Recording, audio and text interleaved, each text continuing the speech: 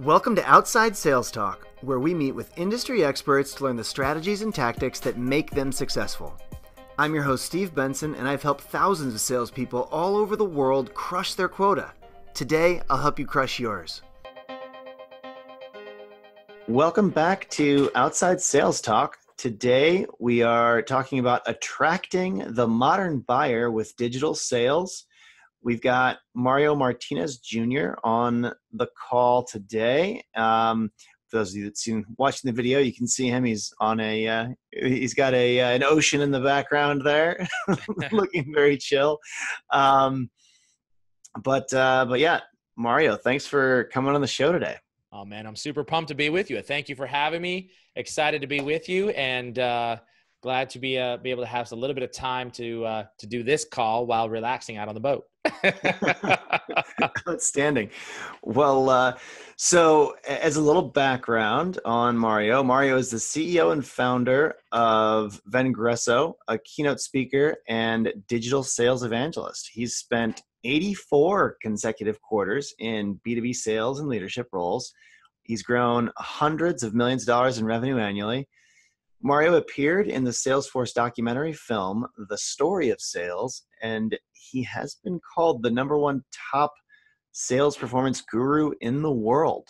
He also hosts the Selling with Social podcast, which is full of great insights, and I can speak to that because I really enjoyed joining the podcast earlier this year. And fun fact about Mario, he's known for opening his speeches with a salsa dance. Are you dancing today, Mario? No dancing today, man. No dancing today. I'm gonna hit my head. All right. That's fine. We don't need your dancing, but that's a good fun fact anyway, though. But I was dancing this weekend, and we were on the dance floor, my wife and I, and I woke up the next morning, and I was like, oh my God, this is ridiculous that I have all these muscles that I never use. Yeah, I dipped someone at a wedding like 6 months ago, and like the next day I was like, what have I done? Right? What was I thinking? Oh, I love it. It's hell to get old, Mario. It's hell to get old. That's right. So, well, let's jump into the things here. How would you define digital sales for starters? And what does that entail for you? That's a great question. So I think there's a lot of confusion in the marketplace when it comes to digital selling versus social selling. It's pretty easy to define, right? Digital selling is using any digital platform to engage with prospecting to your buyers. So as an example, maybe you're selling with social, using social networks. Maybe you're selling with video. Maybe you're selling with email, text, AI. Those are the couple areas that it really involves. And digital selling, I like to think of it better as digital prospecting, right? So digital prospecting is doing doing something different than what you've always done, which is traditional prospecting is picking up the phone and calling someone, as well as generally using email as a way to be able to get in front of somebody. Oftentimes, especially in the field, depending on which industry you're still in, some field sales folks don't do this anymore, but there are many that do, which is knock on doors, right? So what we know is that traditional prospecting is more difficult today than it was in the past in terms of being able to reach our buyer. They're busier, they're hiding behind something, they're mobily enabled, they're digitally enabled, they're socially enabled, they're behind email, they've got lots of gatekeepers. Oftentimes business parks that you may go into that we once used to be able to knock on doors and be able to meet with buyers directly at that moment in time, they're locked down now, right? You just can't walk in. So digital prospecting and digital selling is all around taking other methods of being able to create outreach where your buyers may be at and using that to be able to communicate with them to start discussions. All right. And what are the characteristics of that modern buyer, and what are the best ways for outside salespeople to connect with them?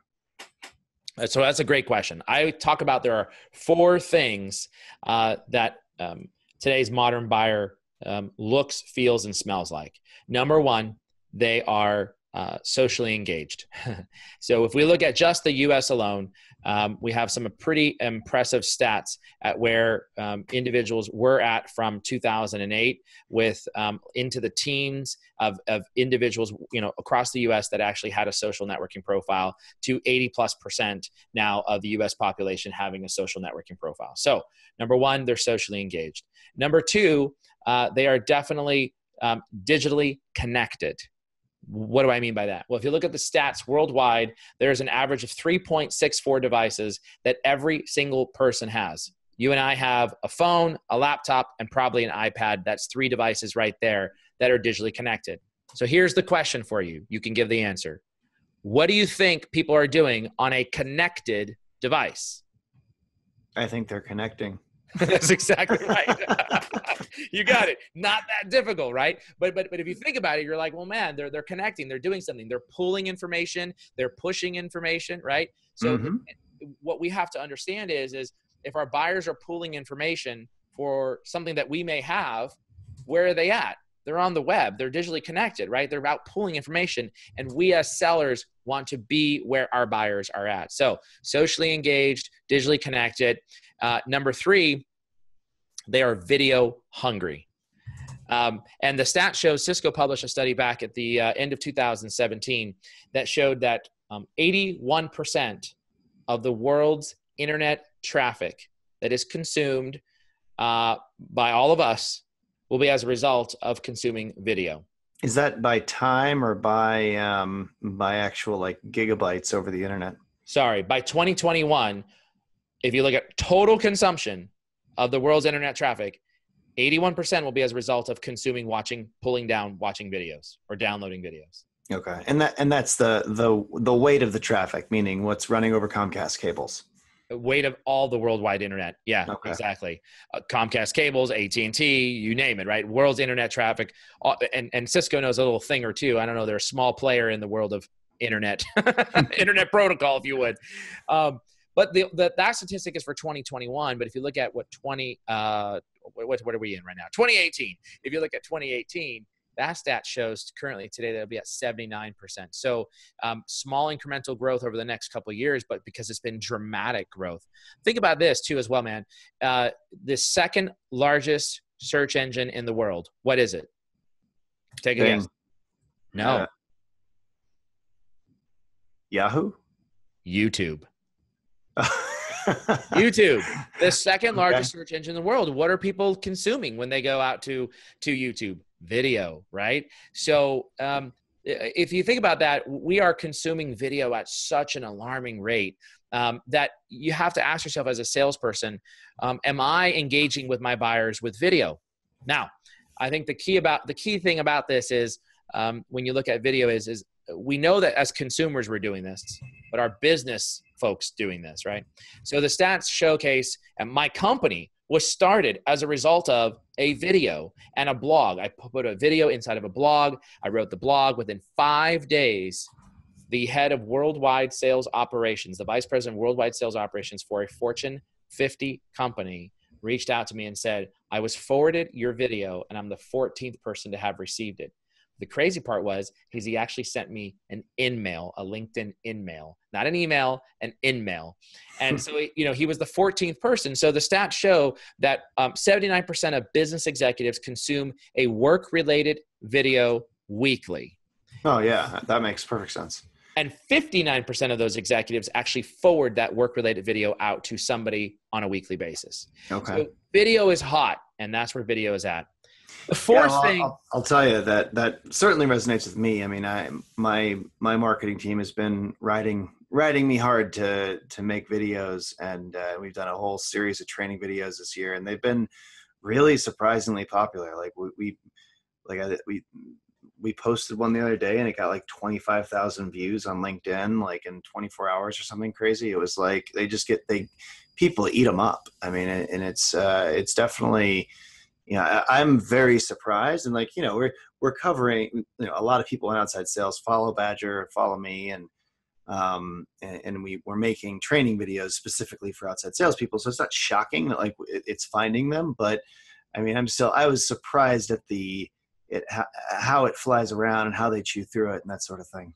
Yeah, absolutely. And, for a lot of sales folks who are listening or sales leaders who are listening, and they're probably thinking, well, look, I'm not going to have my guys or gals go start a YouTube channel. You're right. You won't, and you shouldn't. But with tools like what we recommend is onemob.com, we actually have an entire selling with video training program that we launched to corporate sales teams. Mm-hmm. And this program is all around developing the skill set to be able to send one-to-one video messaging, right? Case in point, if you use video, some people, are afraid to use video, right? They're like, I'm too fat, I'm too ugly, I'm too this, I'm too whatever. Well, guess what? If you think you're ugly and you think you're fat, you're probably fat and ugly in your mind when you walk in to go meet with a customer and you shake their hand. No difference, right? So if I'm going to send you a video, I'm going to meet you in person.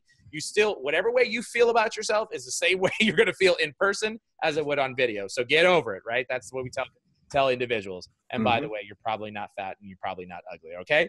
So my point is that we've got a mindset shift to make. And that mindset shift is we know our buyers are engaging with this type of tools and technology. So what we want to do is we want to utilize that to be able to send them a video message one-to-one. Mm-hmm. And what's unique about this and what is very interesting is that ask yourself this: when was the last time you received a video message? I got one pretty recently and I watched it, whereas it's pretty hard to get things in front of me otherwise. I mean, it's like, people block the phone calls, people go through my emails, my in-mails, all that stuff. But the video that got through, right? Because I think they didn't know what to do with it, for starters. Fair. But here's the thing. If that person had sent you a text-based email, what would have been the results? Would you have read what they sent you? And no, definitely not. Exactly. So what's not happening is sales leaders and sales reps are not getting the concept that our buyers are video hungry. Therefore, we will engage with them with a video message one-to-one, utilizing corporate enterprise tools like I reference OneMob.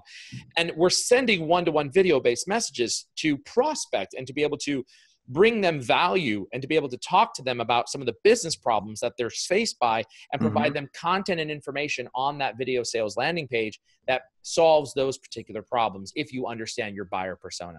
So where would you recommend the average field salesperson use this in their kind of outreach funnel? Would you recommend it's more the awareness stage, like like getting people's attention and making them aware of the product or service? Would you recommend or later in the funnel where they already know who you are and you're continuing to build the relationship or trying to get a certain message across?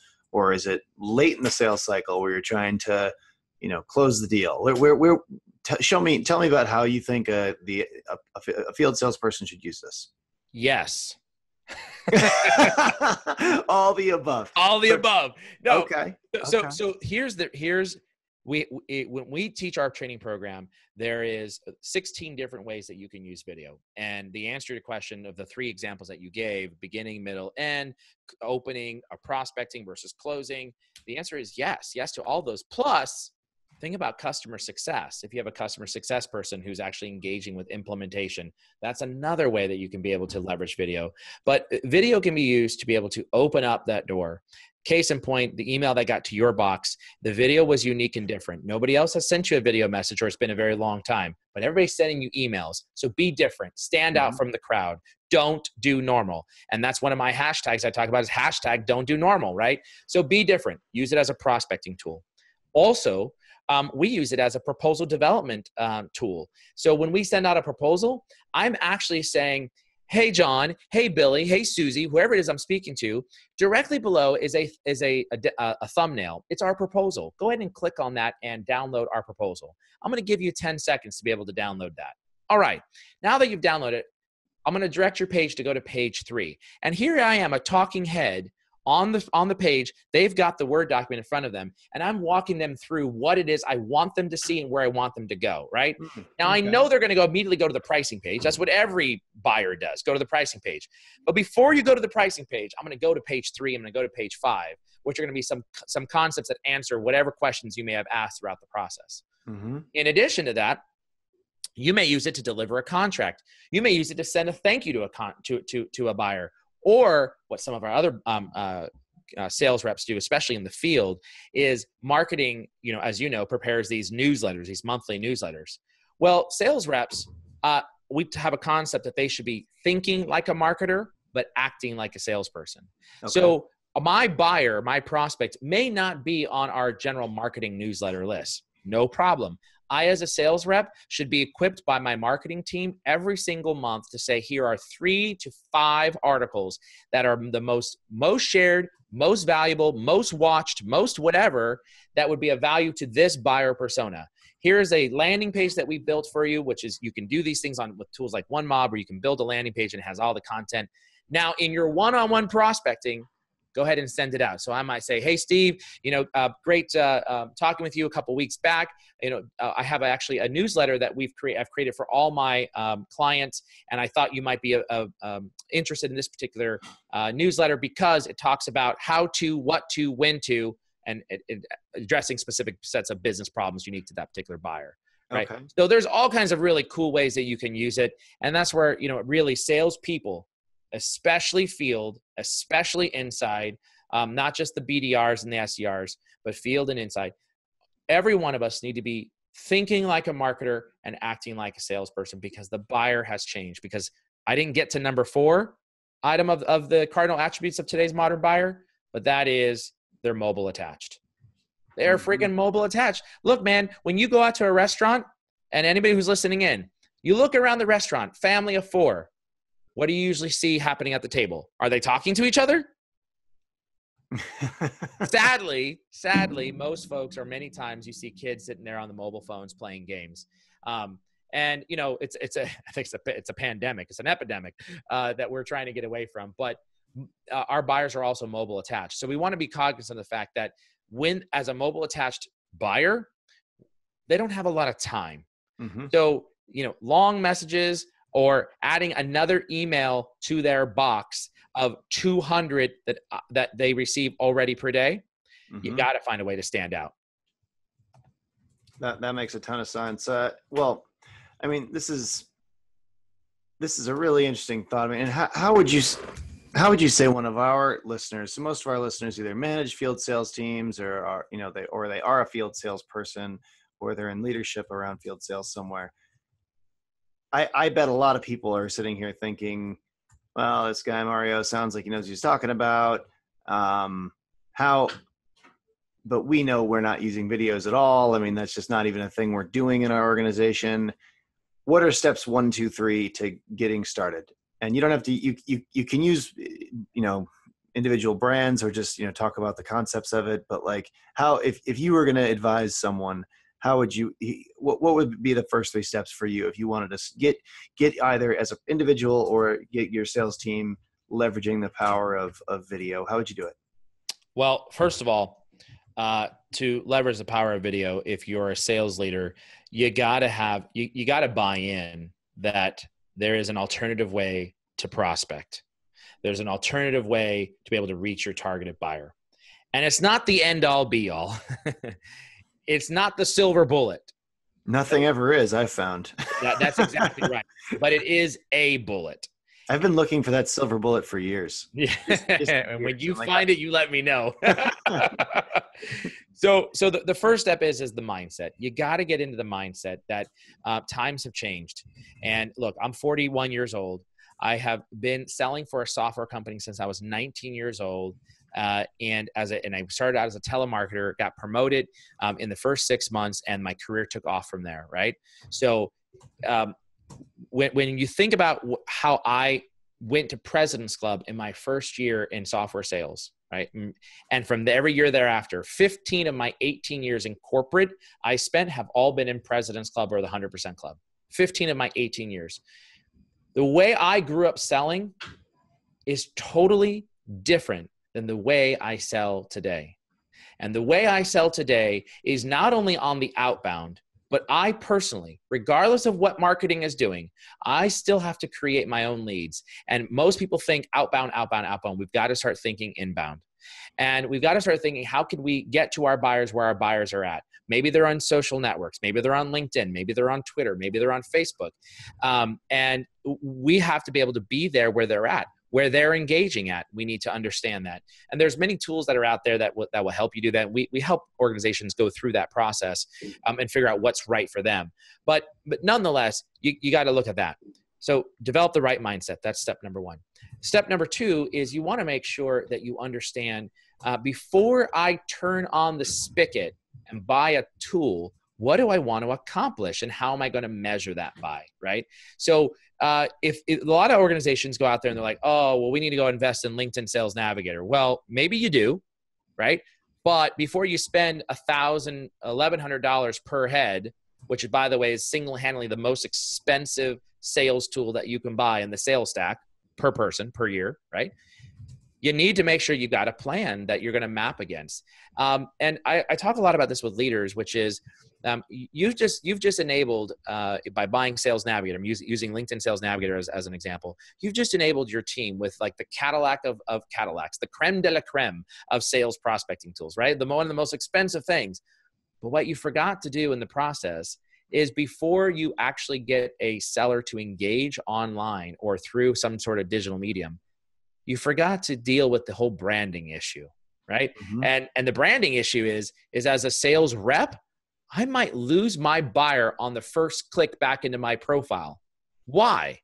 Because my profile is structured around being a resume. And in fact, no joke, these are some of the things that we recently saw with one of our large deployments that we just did in one of our customers. And it had on their headline, listen to this one, quota crushing sales rep.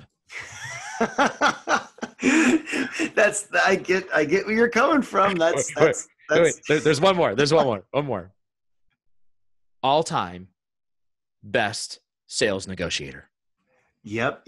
Who wants to buy from that guy? Thank you. Hallelujah. Right. You're like, holy Toledo. Wait a minute. You're going to engage with your buyer. We're going to give them this giant tool to engage with. And I'm just using Navigator as an example. It could be video. It could be, an in-mail message. It could be that you're using, AI of some sort, right? Whatever the case might be, at the end of the day, your buyers are going to look up your salespeople. And if what they're finding is a resume as opposed to a resource page or quota crushing sales rep or best contract negotiator, or get this, my third and final example, a sales rep had skull and bones across their banner on LinkedIn. And they were representing the company for 2 years as a quota crushing sales rep.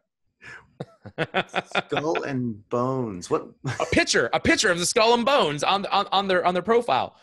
All right. So you had to ask, is this guy a top performer? Well, no, but yet he's a quota crushing sales rep. Right. Right? So my point is that you got to make sure you understand, set the baseline. And we have we can put this in the show notes, but I did a great podcast with Bryn Tillman, one of our strategic advisors, on the 10 steps to actually launching a digital selling program. And this is one of those steps, which is make sure you repair the brand. The other thing I would probably say is once you understand a couple of those things is get the right mindset, make sure you got the right brand, is you also want to make sure you understand how you're going to measure success. And sadly, a lot of sales leaders think of, oh, well, if I launch this great tool, if I start doing texting, if I start doing videos, then we're going to increase sales pipeline by X percentage. Like that's the question I get. Well, if we do this, how much can you guarantee we're going to see an improvement in ROI, increase in sales pipeline? Here's my answer. You're going to love this one. 0.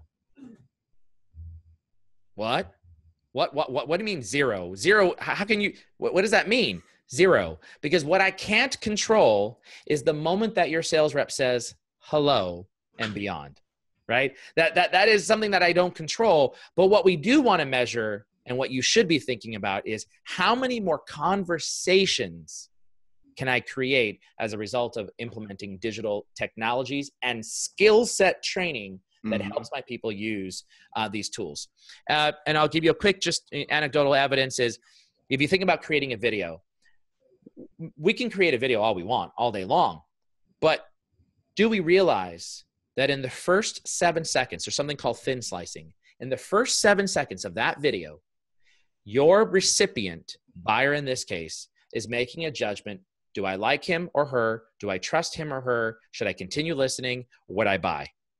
First 7 seconds. So you better make sure in those first 7 seconds that you've got the right pitch, modulation, hand gestures, facial expressions, excitement, all the things that build trust as a result of seeing someone face to face, right? So those are just some small things that you got to go through. And then finally, my last thing, and it really comes down to closing on the mindset. Ever heard of this thing called the internet?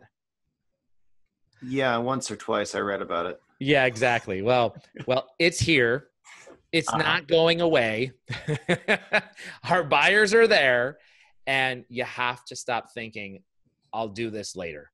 And that's that mindset. You can't just wait for later. Later is now. And we've got to move beyond that as sales leaders. Times have changed. In the last 2 years, times have changed dramatically for us. Mm-hmm.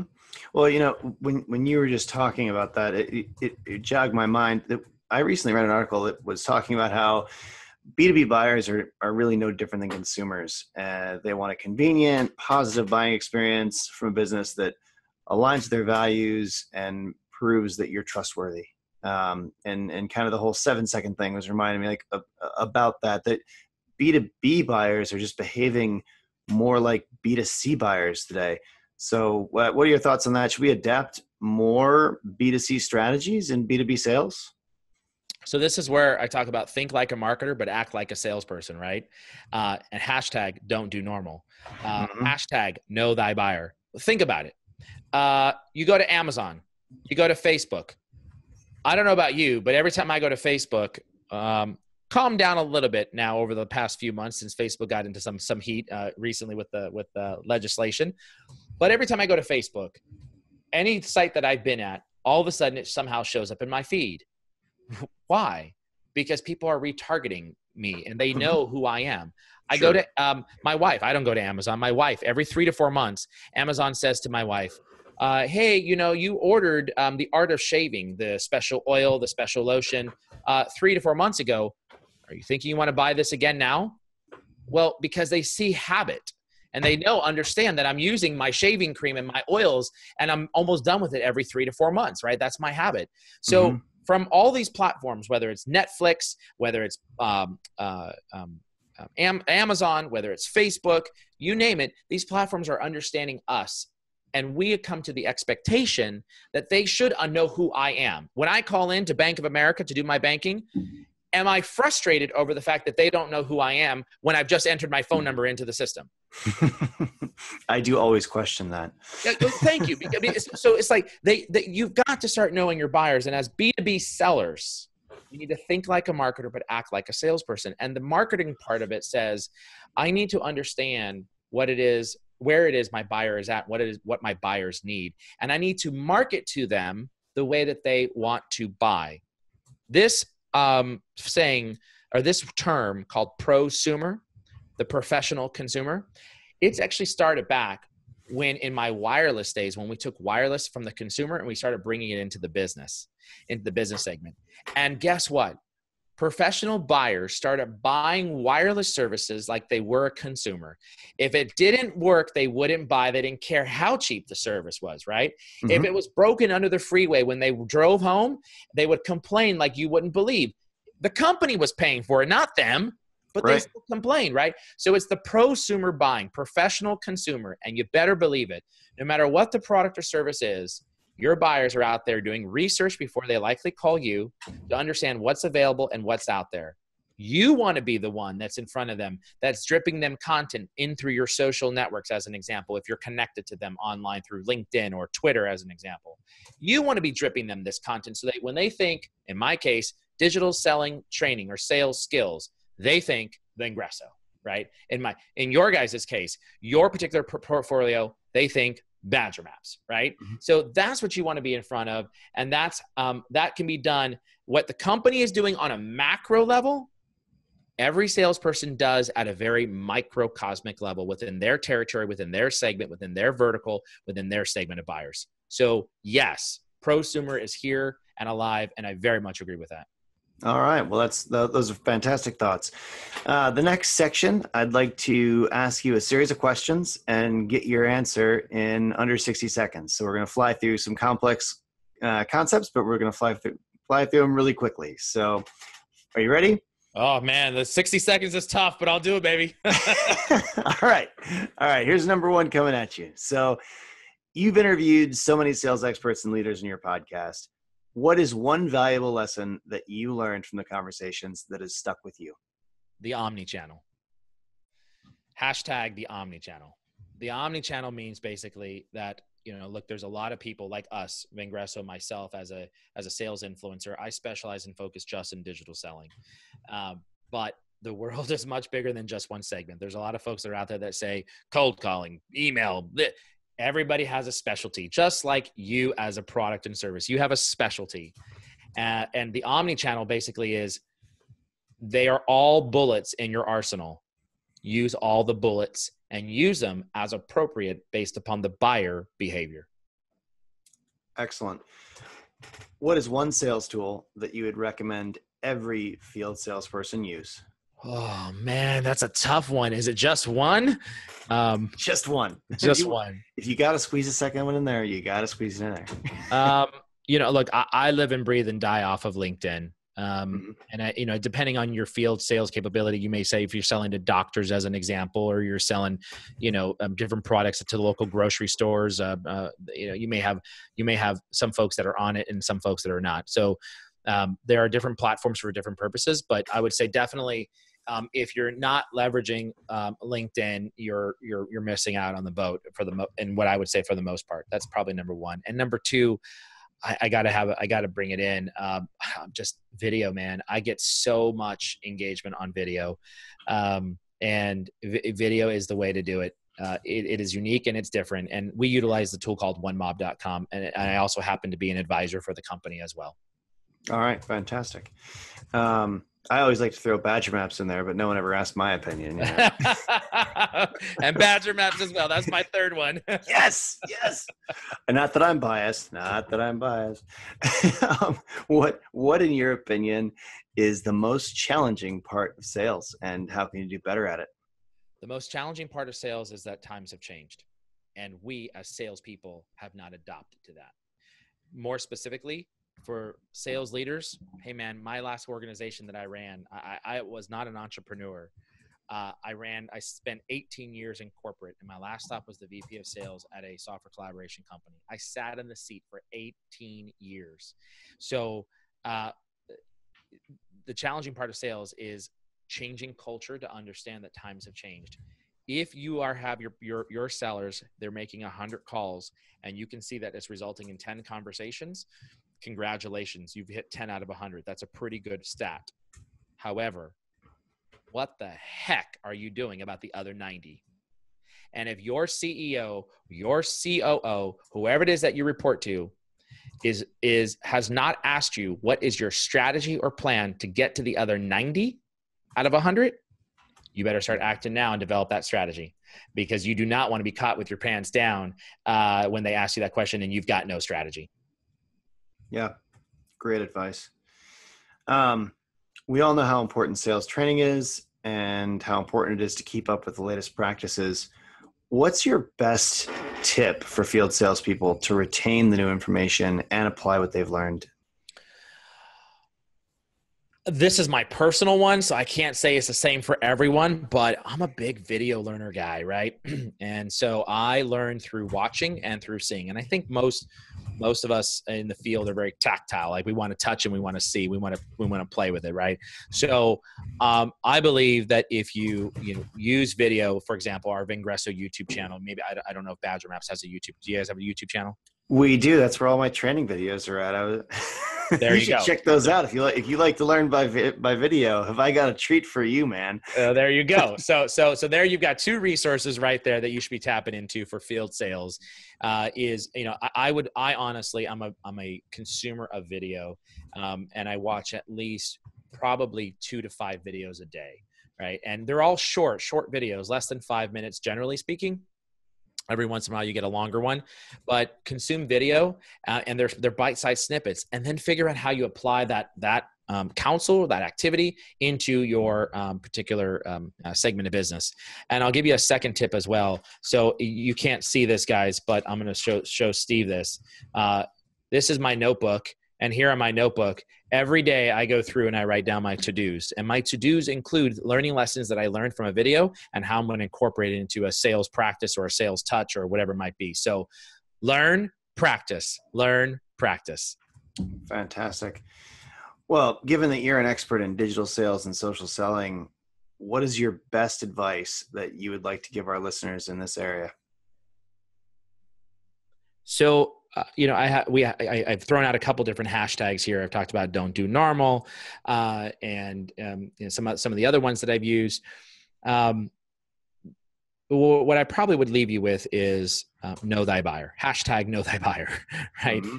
You really need to understand what is going to be the business problem that you are going to solve for that particular buyer. Especially if you're doing cold prospecting or prospecting to a new territory, a new buyer, a new whatever it might be. What are you solving for them?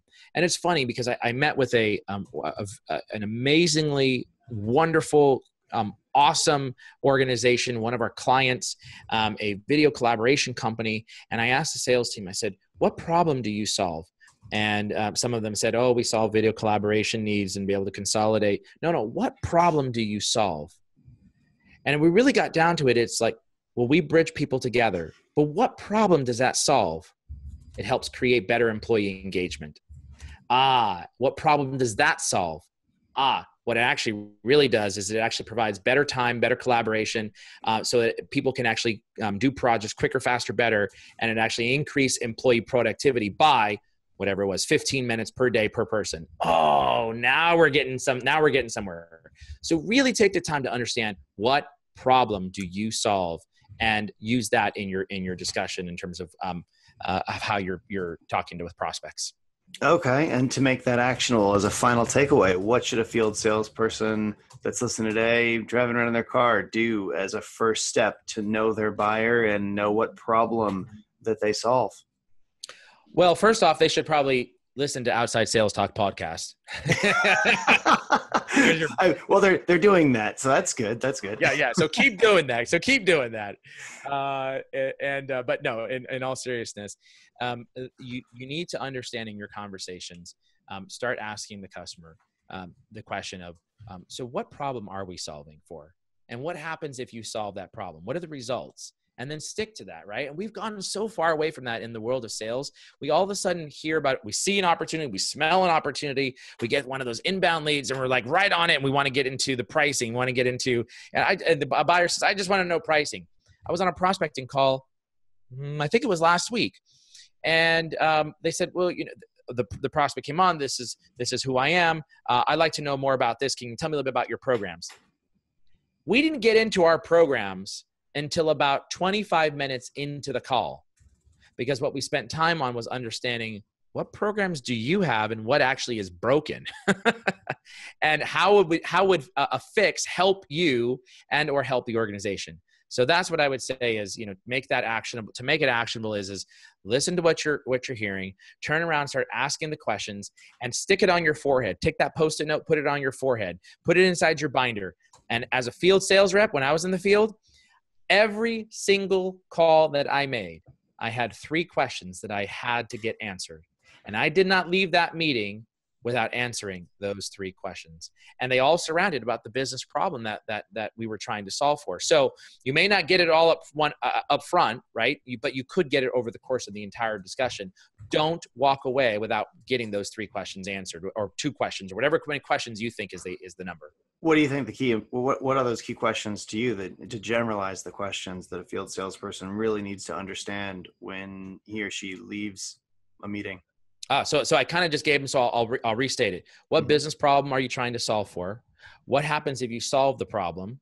How will this impact you individually, right? Or the organization, or revenue, or whatever it might be. And if you understand those 3 things, now you can actually apply your solution to that. Now you can work backwards into cost models, into pricing, into budget discussions. Of course, there are other questions that you would ask related that are standard sales questions, like, what's your budget? Most people stop there. I love this one. Most people stop there. Well, what's your budget?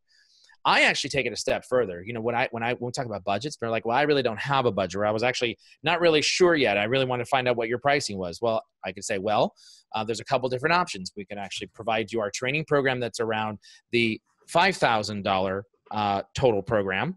or the $450,000 program?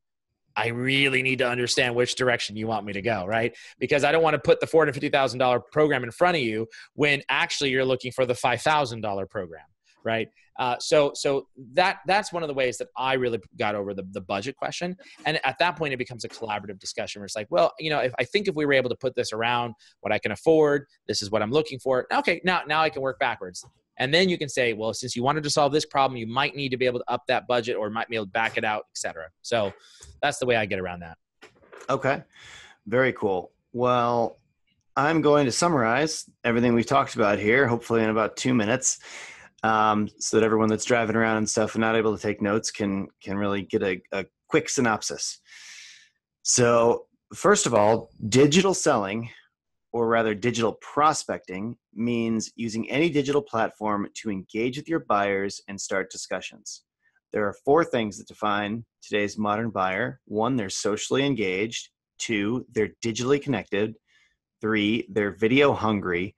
One Mob is a great program Mario recommends to integrate video messages into your sales process.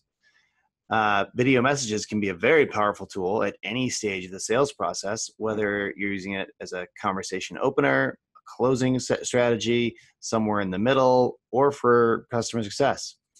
And finally, your customers are all mobily attached. Next, you have to find a way to stand out to reach and attract the modern buyer in today's noisy digital world. As a salesperson, you need to get into the right mindset and understand that times have changed and that you have to adapt your selling behavior. Buyers today spend most of their time on social platforms and on the web, so make sure you engage with them in these places. But also, before starting to engage with your buyers digitally, make sure you focus on building your brand and messaging online. B2B buyers are behaving much more like consumers. So one great piece of advice in that regard is think like a marketer and act like a salesperson. And we're quoting you on that, Mario. All right. Make sure you know your buyer very well so that you can get your message in front of them and engage them in the best way possible.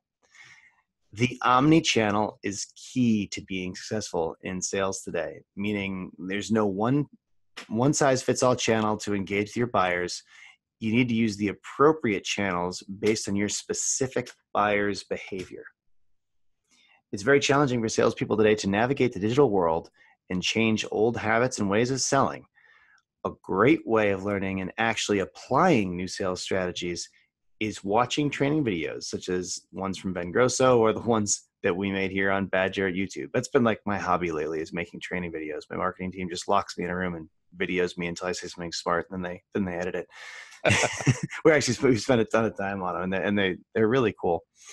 As a final takeaway, again, know your buyer and truly understand what their needs and problems are, while also understanding what problem you solve and how you can help them.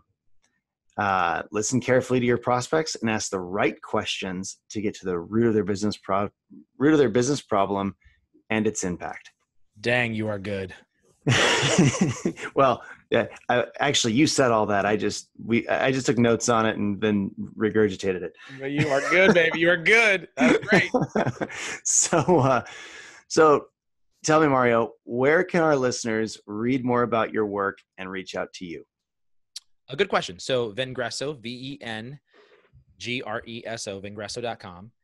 You are certainly welcome to follow me on Twitter at @M_3JR, and connect with me on LinkedIn, and make sure when you reach out, send a personalized connection request, a personalized invite, and say you heard me on Outside Sales Talk podcast, so that I know where you're coming from. So LinkedIn, Twitter, you can go to Vengresso. If you have any questions, feel free to use the contact information tab there.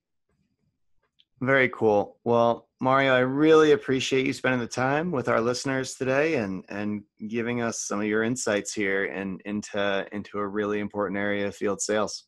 Man, you bet. Thank you for having me, and I'm excited to be here with you guys, and hopefully that was of value to the team. It for sure was. Have a great one. Thanks, buddy. Bye-bye.